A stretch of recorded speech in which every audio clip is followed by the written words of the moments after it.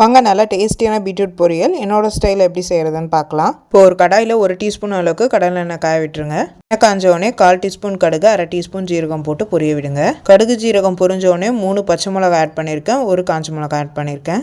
ஒரு ரஃபாக சாப் பண்ண ஆனியனை ஆட் பண்ணிக்கோங்க. அது கூடவே கொஞ்சம் கருவேப்பிலையும் ஆட் பண்ணி நல்லா மிக்ஸ் பண்ணி கொடுங்க. வெங்காயத்தோட கலர் கொஞ்சம் லைட்டாக சேஞ்ச் ஆன உடனே 1/2 டீஸ்பூன் அளவுக்கு பெருஞ்சீரக பொடி ஆட் பண்ணிக்கோங்க. நல்லா மிக்ஸ் பண்ணி கொடுங்க.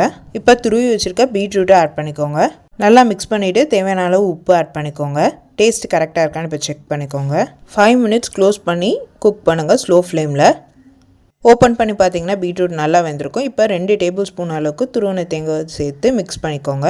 ரொம்ப டேஸ்டியான பீட்ரூட் பொரியல் ரெடி. செஞ்சு பார்த்து எப்படி இருக்குன்னு சொல்லுங்கள். இந்த பீட்ரூட் பொரியலை தோசை பேட்டரில் கலந்து உத்தப்போ மாதிரியும் ஊற்றி கொடுக்கலாம். சப்பாத்தி மாவு பிசையும் போது இதை ஆட் பண்ணி பிசைஞ்சு பீட்ரூட் சப்பாத்தியாகவும் சாப்பிடலாம். ரொம்ப டேஸ்ட்டு சூப்பராக இருக்கும். செஞ்சு பார்த்து எப்படி இருக்குன்னு சொல்லுங்கள். இந்த மாதிரி ஈஸி டேஸ்டி ரெசிபிக்கு சக்தி லைஃப் பீடியா சேனலை சப்ஸ்கிரைப் பண்ணிக்கோங்க.